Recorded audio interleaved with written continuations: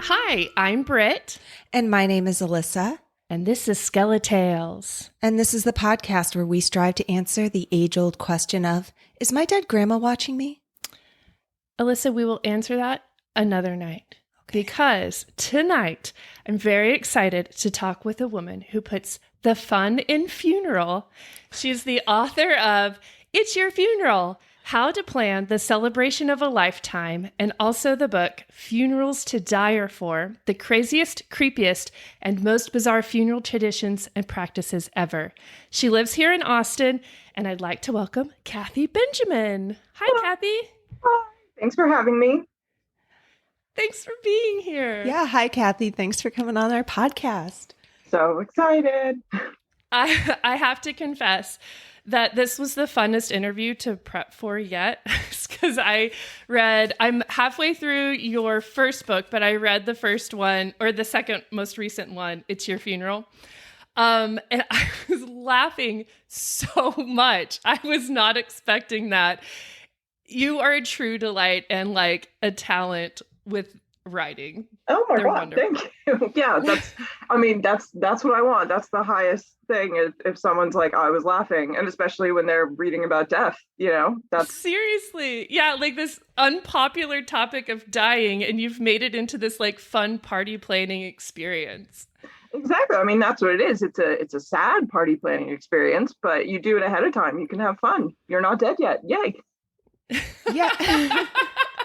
Yeah. So to give our listeners an idea, so the name of the book is It's Your Funeral, and it's literally like a worksheet or a workbook. You can fill it in. It's fill in the blank. You can plan every step of the way, and you go through with all sorts of suggestions, like things that I never thought about. I try not to think about death or my funeral at all, and this really put it right in my face.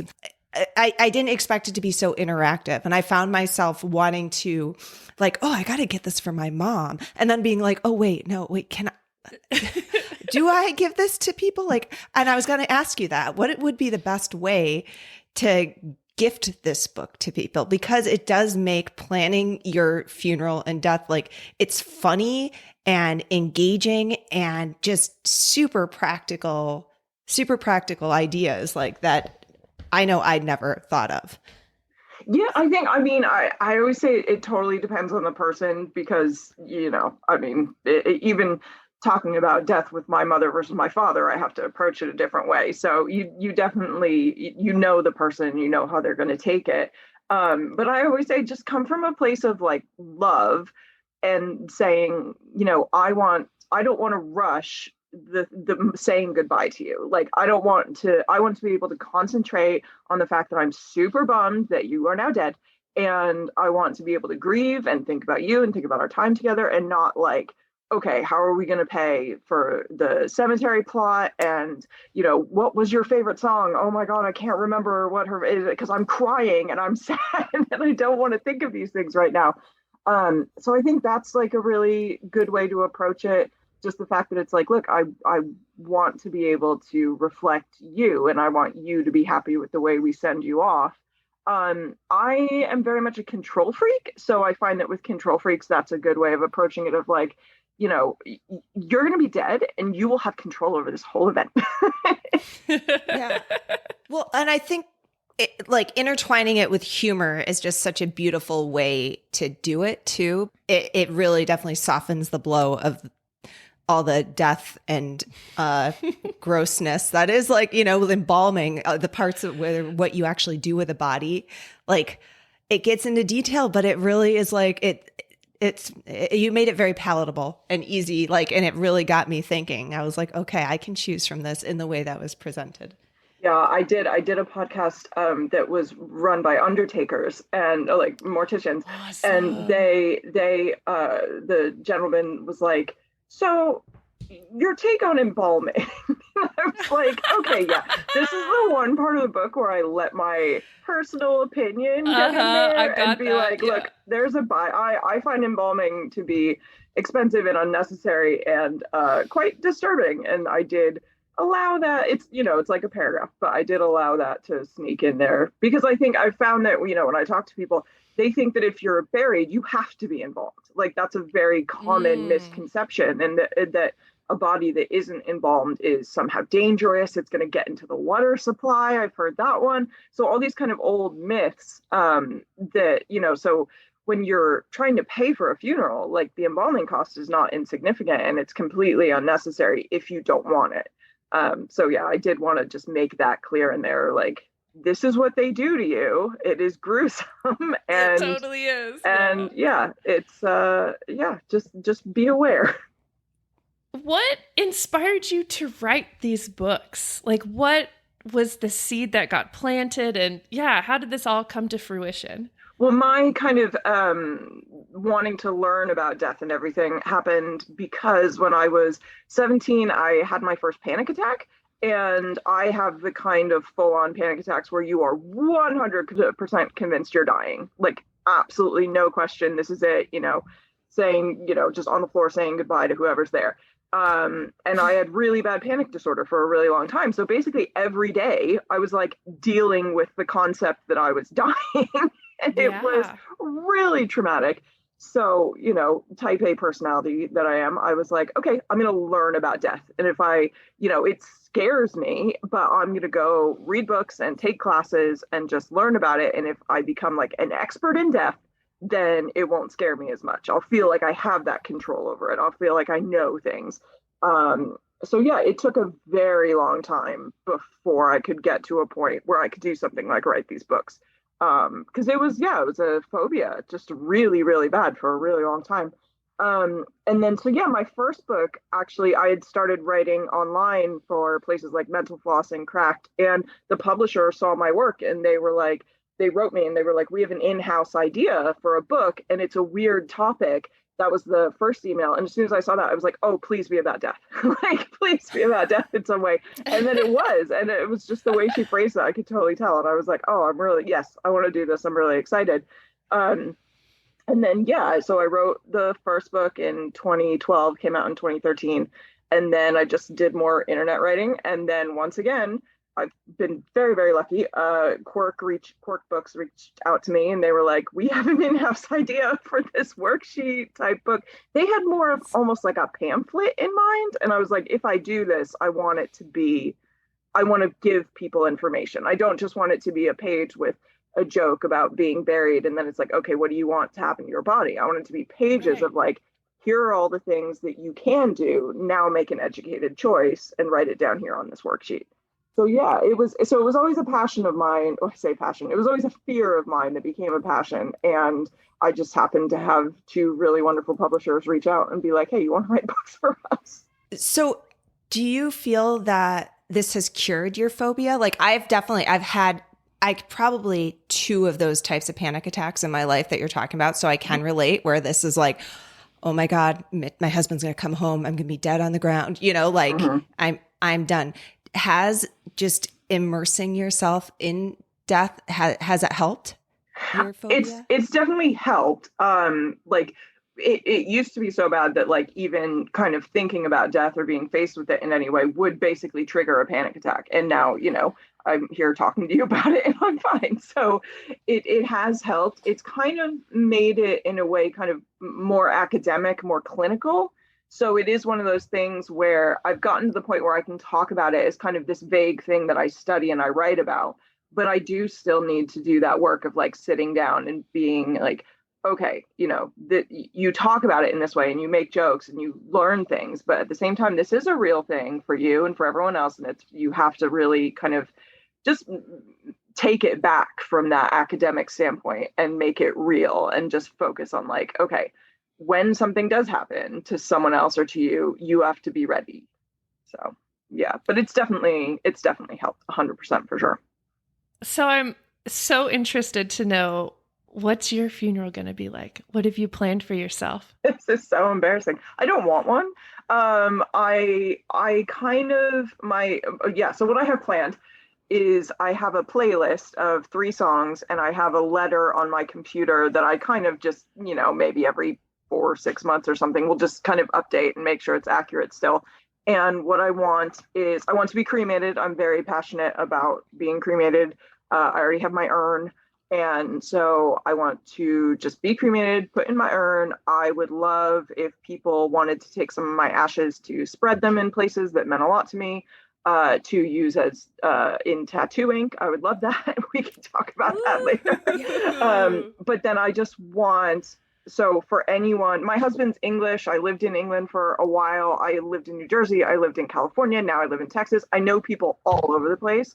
So I feel like having everyone come together would just be too difficult. So I just want the letter and the playlist to be kind of given to all of my loved ones and friends and anyone who wants to be involved. And it's like, okay, at this date, at this time, we're all going to sit down and just listen to the songs and think about Kathy and read the letter. And then you can kind of grieve privately in the way that you want to and all of that. So yeah, that's what I want. I super love that, actually. Because it's intimate and people, can grieve how they want to grieve. Yeah, I don't want to be like, you have to get on a plane and you have to be in a place that I don't want someone to have to go through a funeral that they don't feel reflects me or it doesn't help them grieve in some way. And a lot of people obviously don't handle them well. So I don't want to be an inconvenience, basically. I'm really obsessed with the idea of people just being able to concentrate on their grief. So it's like, I want to make it as easy for you as possible to just sit and think about how great I am and be sad that I'm gone. Yeah. I imagine, having written this book, you end up with all sorts of people contacting you about their funeral plans. Is that true? I mean, not as much as you'd think, but definitely when it comes up in polite conversation after they're shocked, they will, tell me stories or say things like, not in like a big thing, but just like, oh yeah, I know I want this song or something at my funeral. Oh, see, I imagine your inbox would be full and it's like, I wish. I did it, Kathy. I went and I registered to have my ashes shot into space because of you. Thank you. If anyone does that, oh my gosh, yes, please contact me. You can find my email online. It's not hard. I would love that. Okay. On that note, when I brought your book home, because I guess I didn't realize at the beginning that it was a workbook and I just got it from the library. Sorry. I just like to go to the library. So it was on the table and immediately my 12-year-old son took it to his room and just started devouring it. Like I couldn't get it back from him for a few days. And so his plan now, after reading your book, is to be made into a diamond and shot into space. Yes. Nice. That's his funerary wishes now. We're that like, that's pretty epic. That is, God willing, parents go first, but otherwise that is an expensive situation. It is. He's going to have to start saving now. Yeah. Saving. Those are two of the pricier options he could have picked. I mean, it's also the fact that a 12-year-old boy just devoured your book too. It definitely is a testament to the entertainment value. Like it's just really entertaining and very interesting. It definitely brought up things for me. Like I definitely do not like thinking about death. My husband's always like, oh, this is the house I want to die in. I'm like, shut up. Why are you always talking? Like immediately shut him down. But he said something about embalming. And after reading the book, I was like, no, don't embalm me. He knew I wanted a closed coffin or whatever. I don't even know what I want, but I just don't want people to see my dead body. It was kind of the key point. But that misconception about the embalming ran deep. He just thought it was a part of it. Like it's a requirement. It's a requirement. And then my grandfather, I believe that he was like not frozen, not cry. I think they just kept him on ice. They just kept him cold and didn't embalm him. And then like kind of just put him out for short bits of time. Have you heard of that, Kathy? Oh yeah, there's something, I mean, it's old school generally, but the ice coffin is kind of what they did just before the kind of 2 decades before they perfected embalming in the 1860s. In fact, I have some of the old billheads, like the invoices of people, and it'll say on it, oh, we have the ice casket.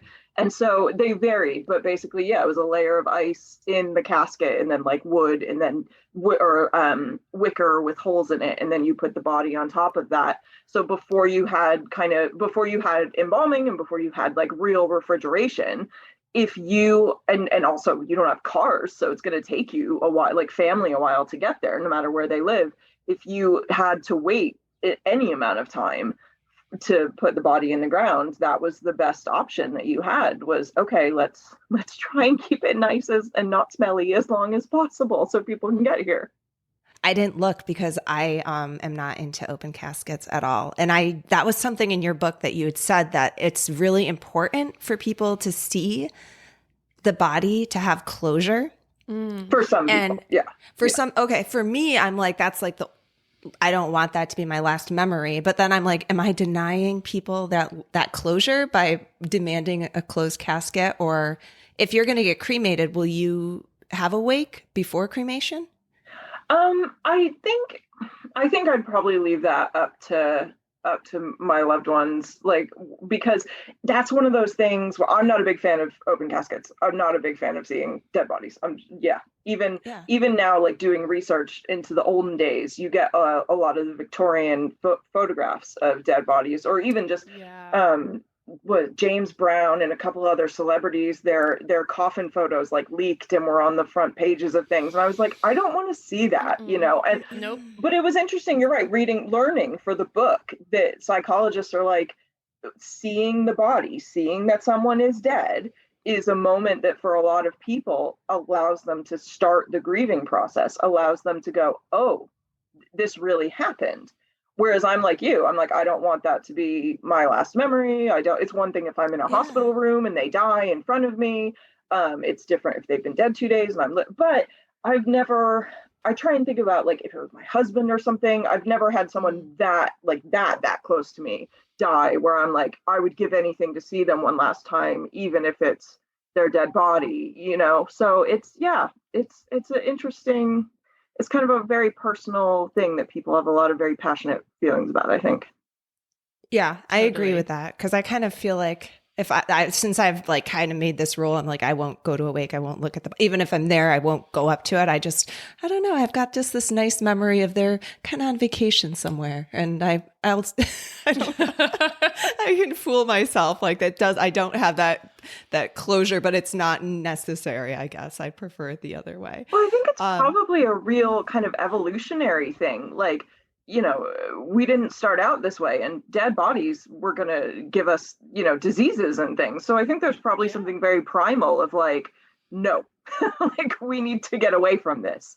I'm with you, Alyssa. I don't want to see that casket open, especially if it's been like embalmed and has the makeup on, and you can tell that it's like, it just feels wrong. Yeah, I've been a bit traumatized. So but also with all the, we live in an age with photographs and digital, you could have a photo of someone from like last year. Yeah. So it's totally not that last, I haven't seen them, I don't even know what they look like anymore, or, a painting of something. But so Kathy, I am curious. You know a lot about funeral practices from around the world, across time spans.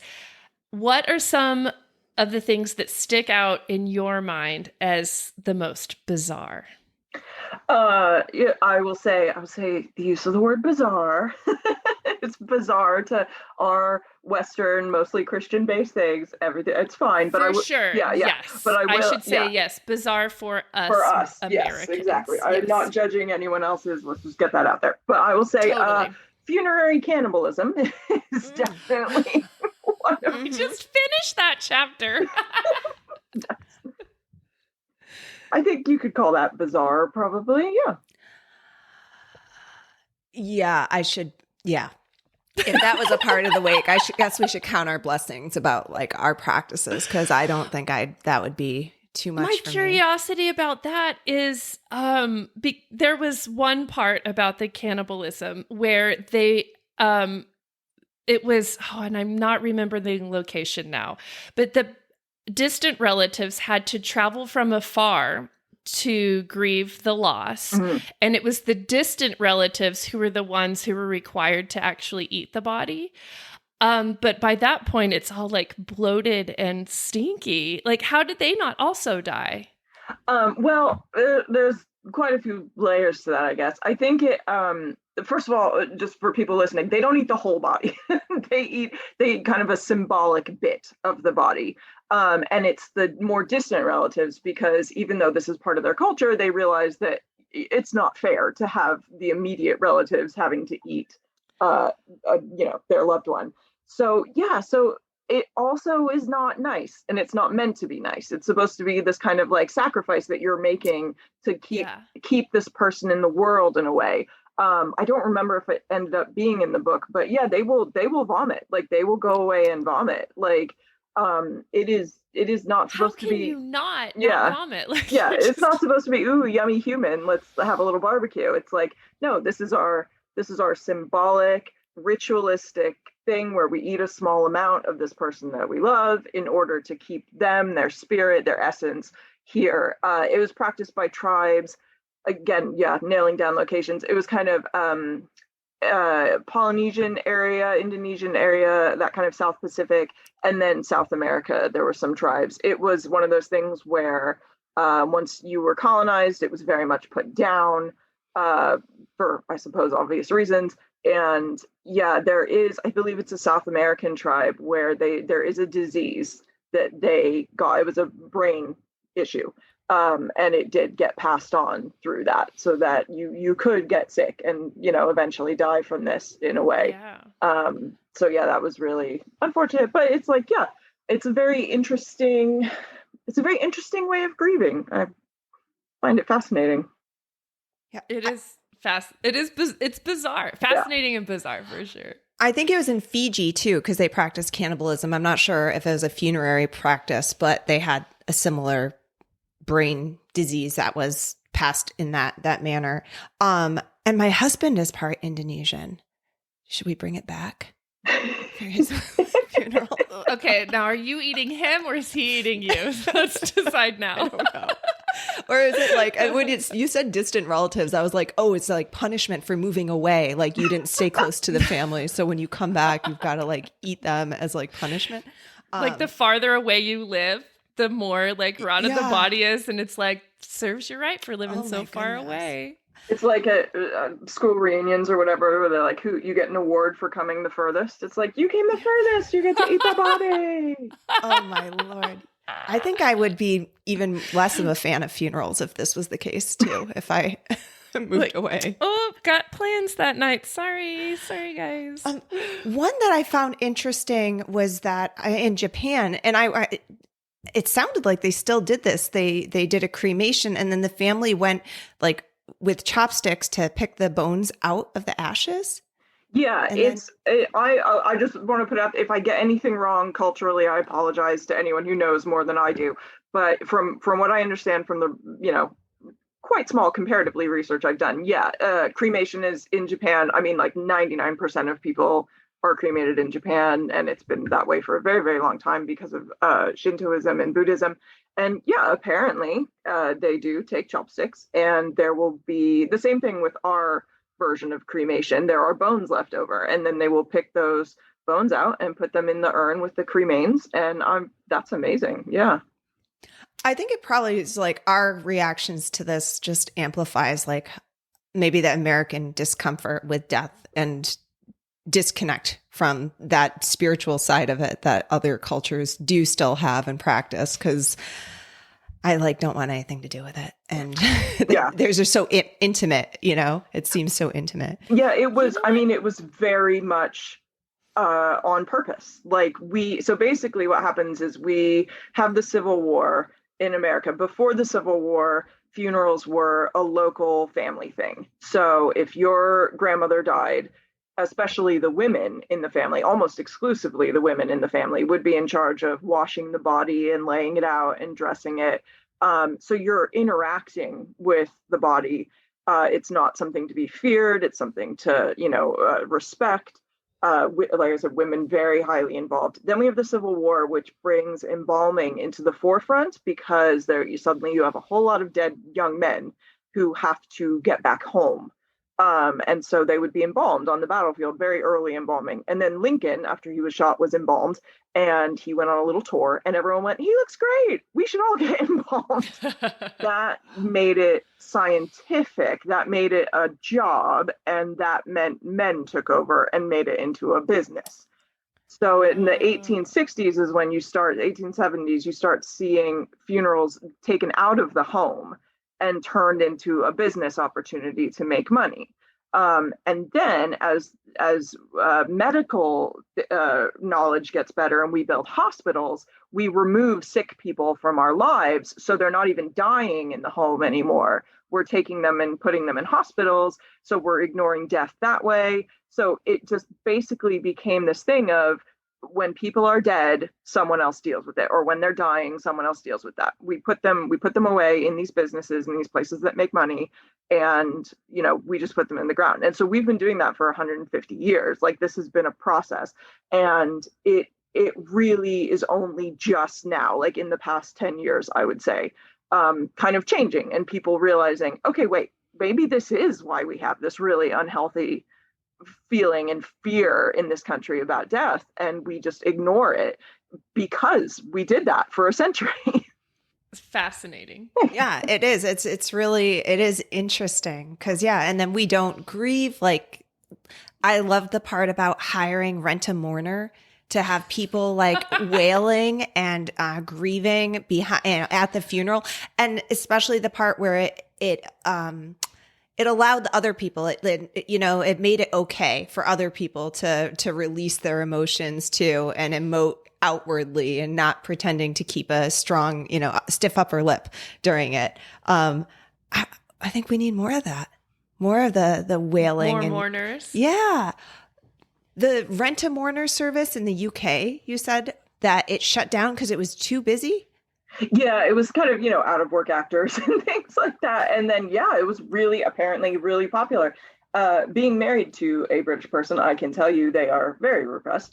And so, I think especially kind of with that kind of culture where it's even more of a stiff upper lip thing than here, being allowed, like, what's the point of going to a funeral if you really want to cry and you're just broken inside, but everyone else is sitting quietly, so you have to sit quietly? Has that helped in any way, or is that harming you? Like, what was the point of going? What was the point of this ritual? So I think, having rent-a-mourners and just like, okay, other people are wailing and crying, I can cry, I can let out, I can grieve in the way that is comfortable and right for me. I would put my money on it's not helping, and that we probably should let out those emotions. And that's why everyone has this like trauma that they deal with years later, because it's not acceptable to grieve and mourn in our culture. And also I was like, that's an excellent business practice. Like, Britt, like after this, we could start a rent-a-mourner service. I have to learn to cry on cue though, but it sounded like I couldn't believe that it was too busy.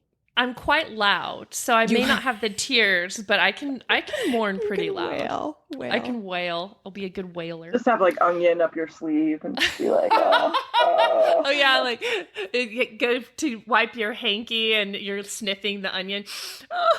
What are all the like tricks that Joey had in Friends? Just follow all those. Oh yeah. Actually, I'm not going to lie. If I'm put in a situation of a funeral, even if I didn't know the person, I usually am like it's weepy. If I had the license to bawl and scream, that'd be freaking great. It kind of goes into, I suppose I have like a not I don't know, controversial, but not common. Funerals have kind of become more now like quote unquote celebrations of life. Mm-hmm. And while I definitely understand that, and that's definitely right for some people, I think it also puts this pressure on, like, we're supposed to be happy at the funeral and it's a celebratory, and we're not thinking about the fact they died. We're thinking about how great their life was. And it's like, okay, well, but being sad and crying and grieving is okay. And maybe funerals should be sad a lot of the time. Maybe that's kind of part of the point. Yeah.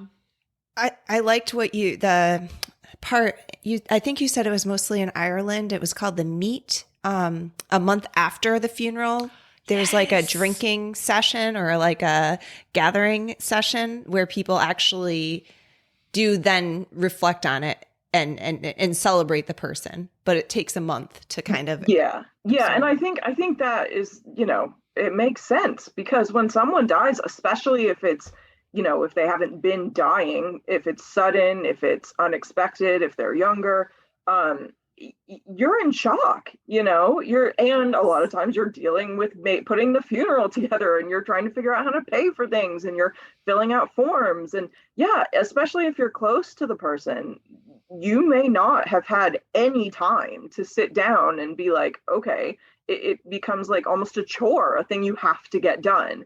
So yeah, having that month to be able to go, okay, wow, okay, they're gone. This is what it's like not having them in my life. And, I'm not running around trying to make sure they're buried now.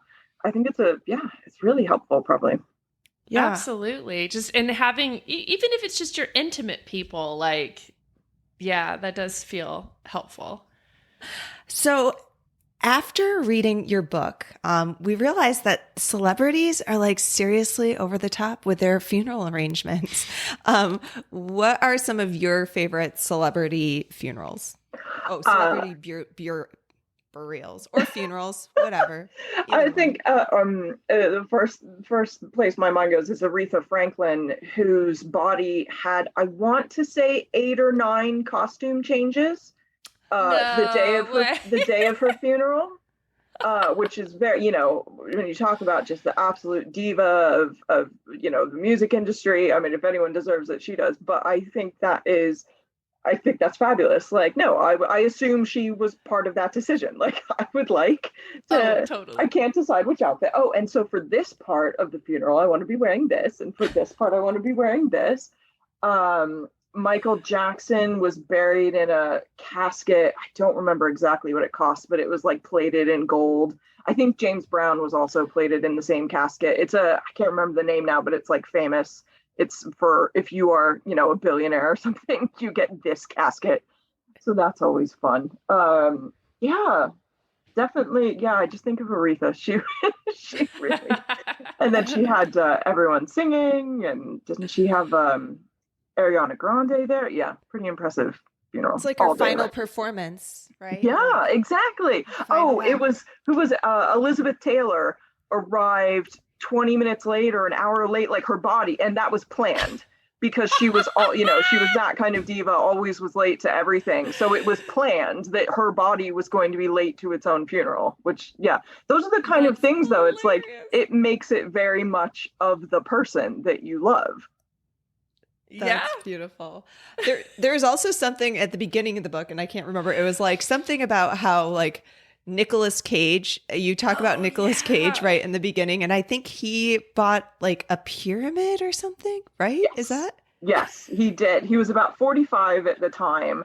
And it's one of, I'm so bad with names, but there are 2 cemeteries like next to each other in New Orleans. They're supposed to be haunted. They're the ones everyone tours when they go there. And so I guess he had made a movie there or something like that, and he really liked it. So yeah, he bought, it's not like a giant pyramid, but it is a pyramid. It's a tomb shaped like a pyramid. It's got a little Latin saying on it. And yeah, so he still has that through all his bankruptcies and everything. And that's where he plans on being buried. And I was like, yeah, that is very Nicholas Cruz. Good job. Okay, speaking of haunted cemeteries, tell us what you know about them. We want the juice.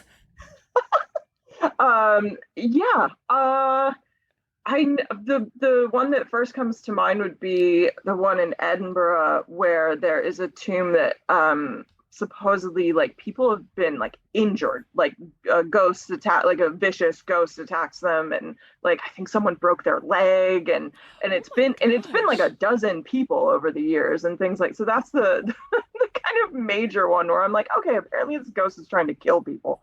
But unfortunately, it's not one of the things that I know too much about. It's been in my career, it's been like talk about, I would say the reality of death, less so about what happens after. And I did put in Funerals to Die For, I loved the bit about what you want to come back and who you want to haunt and what kind of ghost you want to be. But that really has been the limit of what I've gotten to research and write about. So if you guys have some stories, I would love to hear them, because that's an area that I need to get into for sure.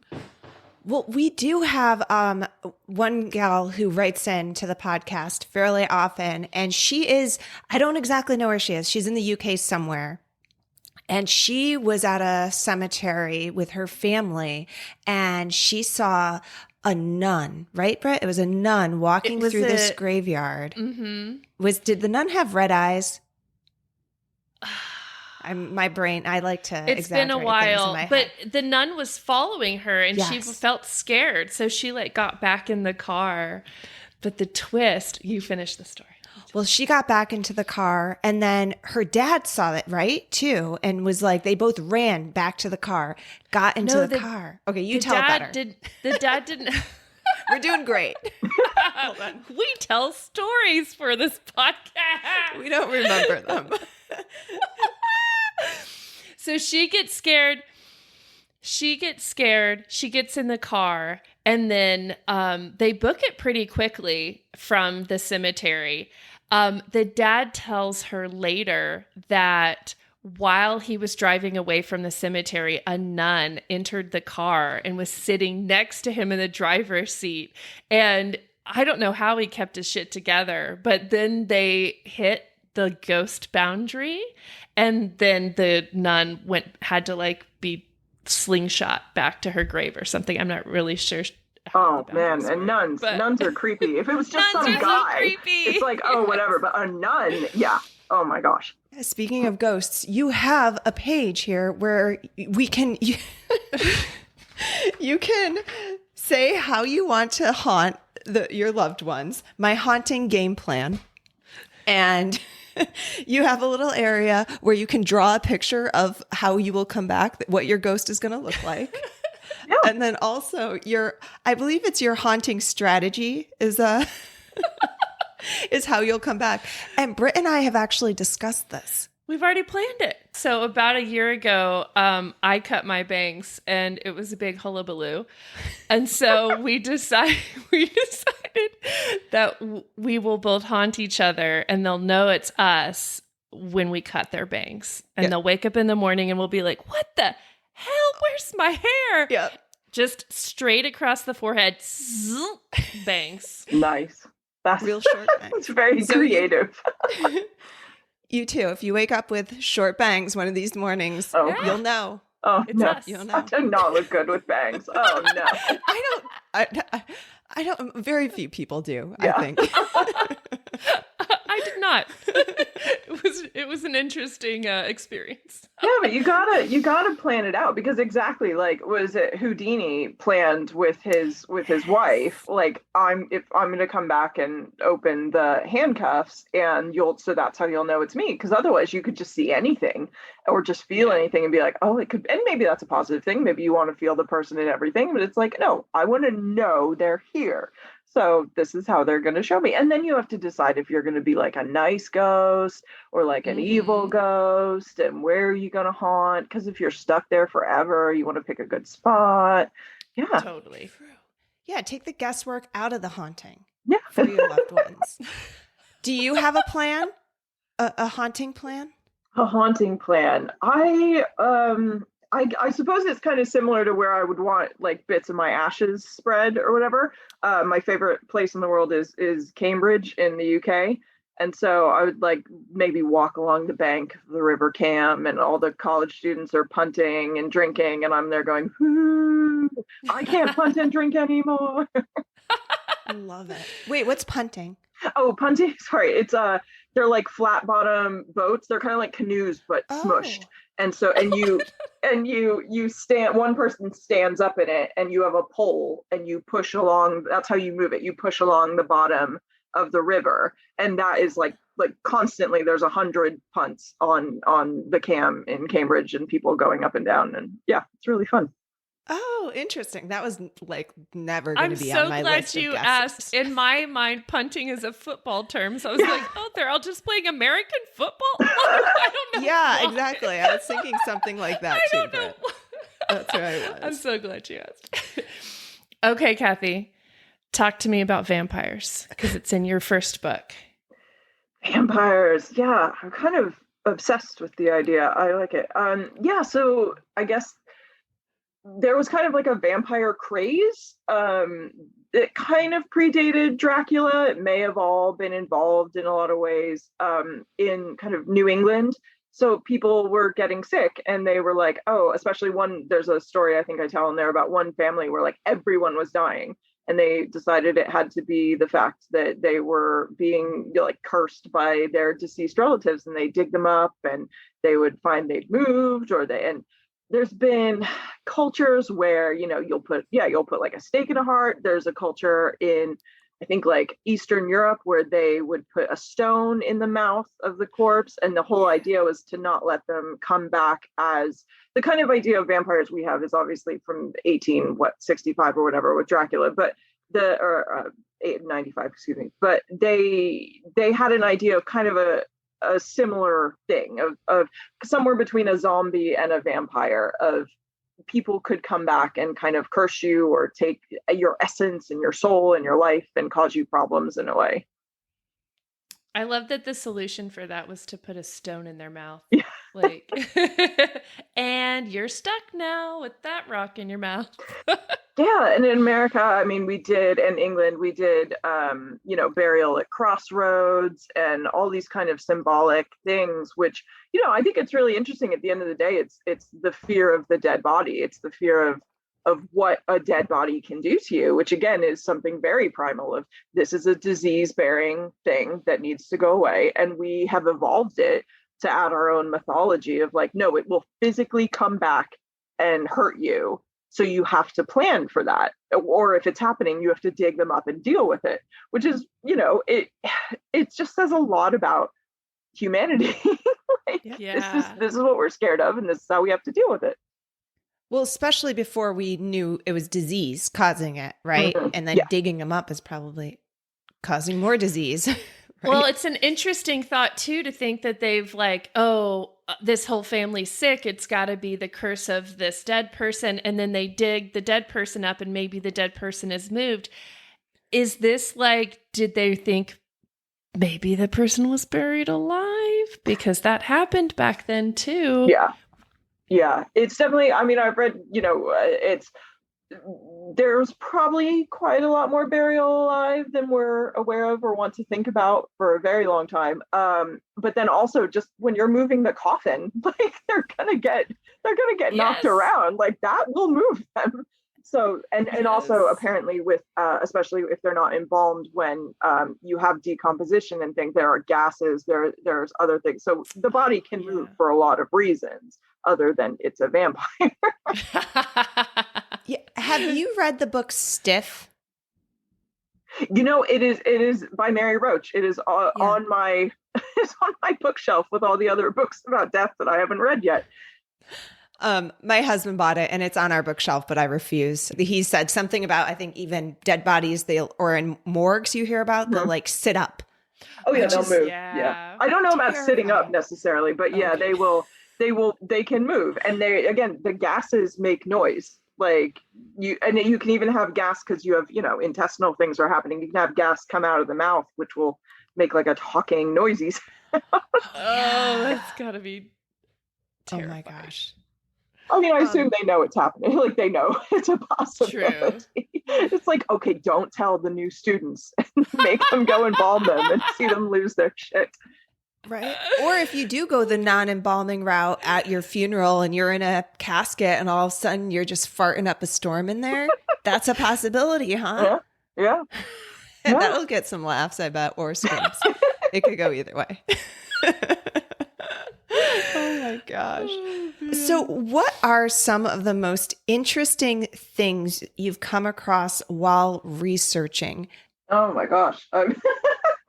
I suppose the fact that mummification is still a thing, that you can, in America, you can be mummified. It is not cheap, but it is a registered church. I do not know anything about their beliefs other than their founder, and they were founded in the 20th century. They're located in Utah, and they decided that that was going to be their thing. They were going to be mummified. So if you give them a quote unquote donation of quite a large amount and get your body there, they will mummify you. Do they do it in the traditional Egyptian way of mummification, or do you know? I have the book out now because I'm like, oh yeah, as of 2020, it cost $67,000. That's what I thought. Wow. Dang.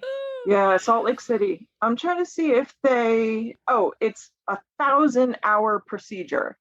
So I'm gonna assume, I don't know the exact details, but yeah, they're not cutting corners, I would say, with like using technology and things like that. If it's 1,000 hours, yeah. But like, who's double checking that? Yeah, It's your family who paid that. Like, who's like, oh, what hour are you on right now? Oh, you're in the process of pulling the brain out with the straw. Cool. But that's one of those things that, especially now that we don't take care of it ourselves, it's not a home family situation, you do put so much trust in the people on the other side. And that's why, and okay, 99% of the people in the business are wonderful. They have a vocation. It's great. But every now and then you get those horror stories. There was a couple of years ago, that location, I think it was in Arizona, where they found like bits of bodies at a body donation place. If you do want to donate your body to science, do your research. Most of them are legitimate. A lot of them are not, because bodies are worth a lot of money. This was one of the not legitimate places. And they had done horrible things, very disrespectful things to corpses, and they had lied to the families about what was happening. So again, it's very uncommon, but every now and then you do get these horror stories. So you do put a lot of trust in people. Just be like, okay, you say you're going to do this to my loved one, so here you go. Here's their body. Please do it. Yeah, I remember a story from a few years back too. Like they found, I think, some warehouse with just bodies stacked. Like they'd taken the money. That's the story. Yeah, that's the same one. Yeah, it was a big story because it was like horrible. Yeah, it was bad. Well, and then in Denver, that's where Britt and I met. We lived in Denver. I lived near Cheeseman Park in Denver for a bit, which used to be a city cemetery. And when they decided to change it into a park, someone was hired to move all the bodies. This caretaker was hired. And in order to save money, he ended up, like, no one knew this, he ended up, I think, buying all child-sized caskets and just shoving all these bones into, like, just jamming them full in child-sized caskets and relocating them, and then just took off with the rest of the money that he was, like, supposed to spend getting, placing everyone in an adult-sized casket who needed to be and moved to their new internment location. But I think that's got to be bad karma. I don't think that's going to turn out well. Yeah. Imagine haunted by a whole cemetery full of people. I just researched and wrote a book for the History Press called Texas Mass Graves, and it's about what it says on the tin. And there were definitely stories like that of, people ended up in a mass grave for bad reasons, like someone did something bad, they weren't supposed to be there, and families were lied to. Or when they were moved from the mass grave, like something sketchy happened. And yeah, there's still people who do. There was the last thing I put in the book, I think it was 2018, they found that migrants who die just past the US border were being chucked in mass graves together in a cemetery, and like some were still in body bags and all of this. And so it got looked into if a crime had been committed, and you just look at that and you go, how is that not a crime? But yeah, so people will do, but yeah, to save money, you just, okay, they're in a body bag, they're a migrant that obviously this county doesn't care about, so we're just going to chuck them in a hole with other people and not put their name up and all. Yeah, it's terrible. But yeah, there's a lot of money to be made in the funeral business. And again, as I say, most of them are wonderful. It's a vocation, but it's a business. And if you want to cut corners like that, you can say it, you can get a lot of money out of it. So some bad actors in there. Yeah. I was shocked because you start out with the book saying it's like the average funeral is $10,000. I think that'd be sticker shock to a lot of people. I had no idea they would be that expensive. And it's something that no one plans. It's something you drop $10,000 on. Not no one, but a lot of people, like you said, It's just done in grief, and you just do things and you don't think and plan. You should be planning this, especially with the cost. Yeah, it's so my dad passed away a few years ago suddenly and had left no request for, any of these things. Wish that this book had been around then. But Yeah, I was sticker shock too, where it was like, and I think you mentioned it in the book too, of like, okay, yes, you get you this burial plot, but all of these cemeteries require that you have a box, even if it's a urn of ashes that you want to bury. You still have to get this like cement box that goes, and it's hundreds of dollars, and it's everything costs so much money in the whole process. I compare it all the time to weddings. You know, if you're renting a limo, it costs X dollars. If you tell them you're renting it for a wedding, they add a zero to that. And it's the same thing. I mean, it is so, there's so many parallels. It's the same thing for a funeral. They know they can add that zero to the end. And as with a funeral as well, it's like at the end of the day, you have a dead body that something has to be done with it. You know, like this, they have you, you can't do nothing basically.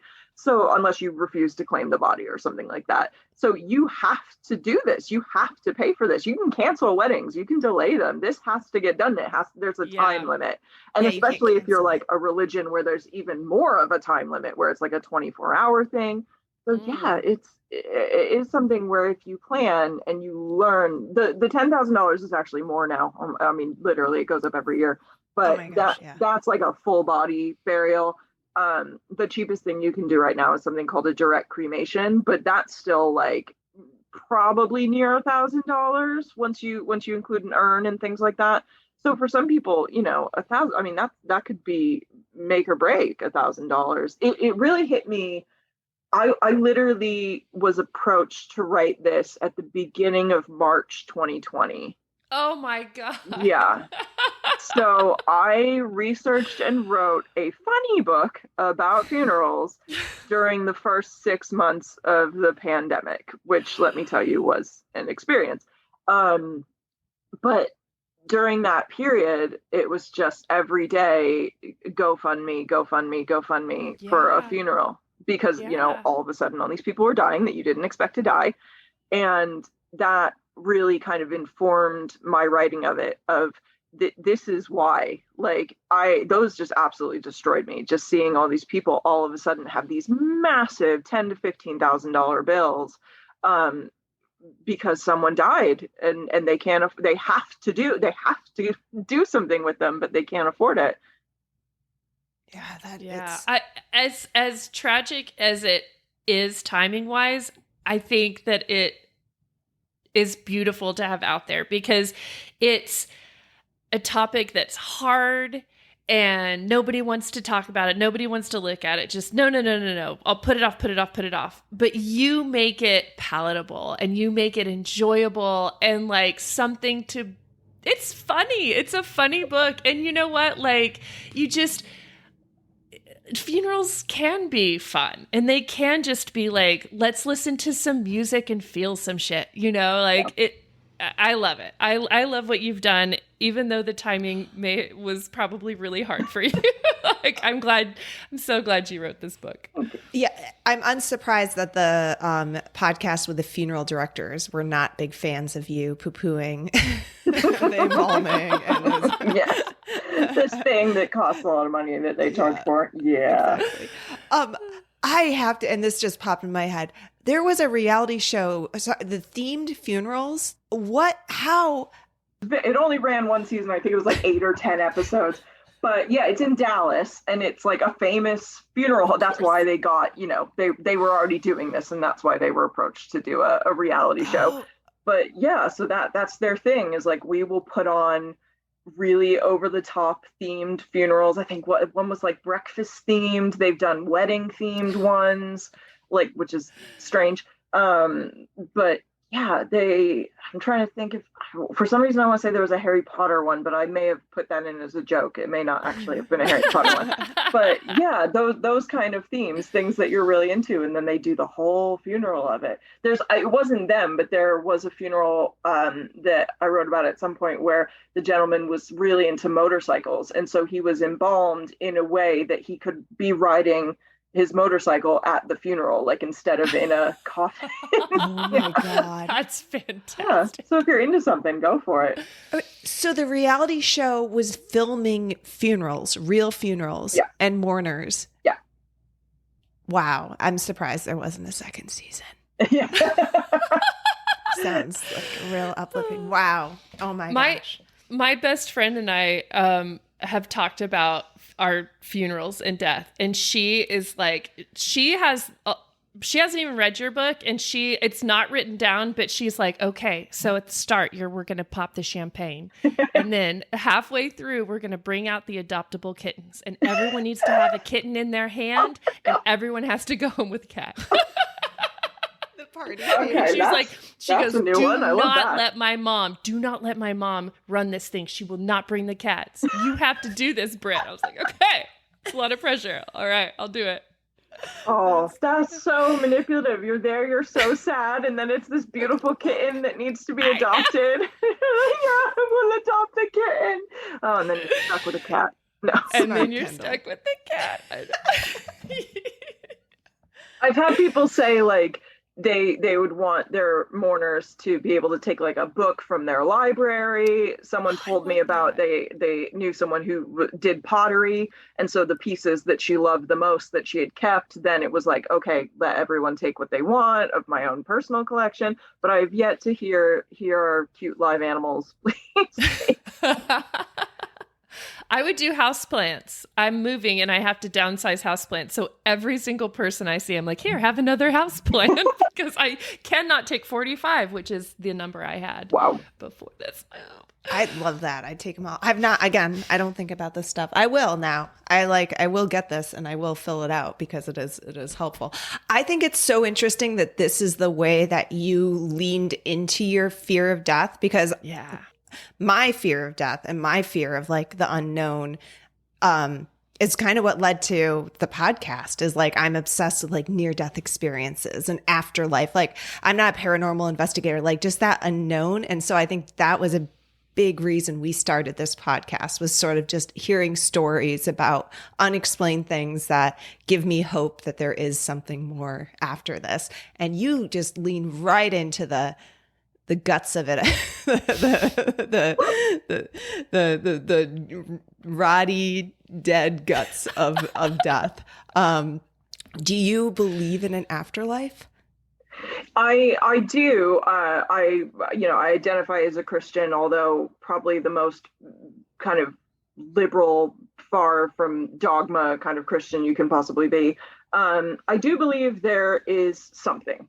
I think it does not make any sense for what we can perceive to be all there is, because as we learn more and more, as we become more scientific, there's always a new amazing thing that we didn't know before. So I think when someone says like, oh no, of course you're dead, there's no ghosts, there's no afterlife, there's no anything, it's like, okay, well you're assuming that what we can see is it, even though there's quantum entanglement. And they now what really fascinates me is like doctors, we used to kind of think you were alive and then you were dead, and now that they can kind of analyze things more, they realize there's not really a moment of death. Parts of you die at different times, and different parts of you will react to things. They've taken dead cells and made them basically live again. They started reacting in a certain way.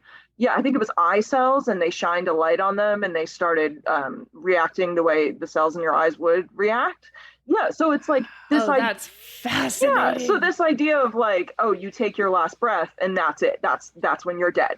Appears to not be true. So, and that is a very recent understanding of science. And so I think as science discovers more and more of these things, I think that helps with spirituality of like, wow, okay, there's so much we don't know. There's so much that's possible. I don't believe in kind of the stereotypical Christian, oh, you're on a cloud with a thing and there's God and he's a man with a beard. I don't believe in that as an afterlife, but I just think there's not nothing. Something happens. Yeah. It's one of those things where I can't know, so I don't bother thinking about it. No one can. Yeah. Yeah. I'm like, if I can't ace a test on it, then what is the point of learning about it? So, Kathy, we at the end of every SkeleTalk ask a final question of our interviewees, and it is: what 3 items would we need to bring to your seance to summon you from the afterlife? So I think first of all you'd need me, which is going to be ashes in an urn at that point. Oh, okay. So The ashes, yeah, gotcha. so get my Oh, urn. thank you for not being embalmed. That would have been a very Exactly. hairy mess. Okay. So I'm in my urn, which looks like a lineup of classic books. So I'm in, yeah, it's beautiful. So I'm in there, and you've got that, and then grab at least one of my books, since I can only pick one thing. Pick one of my books as long as I wrote it, and then place it, on top of my urn. And then get like the most expensive, wonderful, smelly Parmesan cheese that you can, and then just grate it over the whole thing. And like maybe have like some music going or whatever. And as you're grating the Parmesan, then I will come, because I will be like, oh my God, Parmesan. And I'm there because I'm the cremains, and then my book is there. So I'm like, oh, you really appreciate me. You understand. You're still reading my stuff. Parmesan. Oh. Oh my God, I love this seance. I do too. I want to be like, I love the idea of an outside observer stumbling upon this, and we're just like grinding Parmesan on this urn and book. Well, and then the urn looks like books, so it just looks like a big pile of books, and just lots of cheese on top of it. A pile of books being covered in Parmesan is just, I mean, that is heaven. That's the afterlife right there. That's not even a seance. That is... oh God, I love Parmesan. If I could just inject it into my veins, it would be amazing. You're the person. I used to work at Olive Garden. You're the person. I know you. Yep. Where you get your, I know what you're going to say. And I'm like, oh, would you like cheese? And you're like, no question, of course. And then I'm like going, and I'm like, all right, that piece of cheese is getting smaller. And you're like, just tell me when to stop. And I'm grating and grating and grating. And then the cheese is out, and you're like, I just tell them, leave it. I just say, it's fine. Just leave it. It's fine. Brilliant. Take over. Yeah. You have no concept how much of this I'm going to use. Just leave it. It's just easier for everyone. It is. Oh, it's beautiful. So, Kathy, this has been such a delight having you on. We really appreciate you coming and just telling us more about your book. I have even more questions. I loved it so much. The fact that people, when you do the cryogenics, they only do your head. Did not know that. Didn't know that. No. I didn't know that so, I mean, listeners, you will not be disappointed in this book and Kathy's previous book too. But can you please tell our listeners where they can find you, where they can find your books, your socials, social security number, your address, your phone number? I mean, probably, yeah. Anything you'd like to share? Yeah, I mean, obviously, my name on all my books is just Kathy Benjamin, Kathy with a K, and they're obviously available on Amazon. They should be in everywhere good books are sold, hopefully. But everyone, just does Amazon these days. But there are independent bookstores that'll have it, and if they don't have it, you can ask them to order it. The easiest way to get a hold of me social wise is on Twitter, where I'm just at Kathy Benjamin, no underscores, periods, numbers, anything like that, at Kathy Benjamin. And yeah, if you want to tell me about your funeral, I'd love to have a full inbox of people telling me. That'd be great. Oh, see, I just assumed everyone did. All right, everyone, you've got some homework. Send Kathy some messages. But learn about all the options first by reading her book. Oh, true. You have to know. Oh, and there was one last thing. Oh, yeah? Haunt y'all later. Haunt y'all later. Good night. Good night. Bye.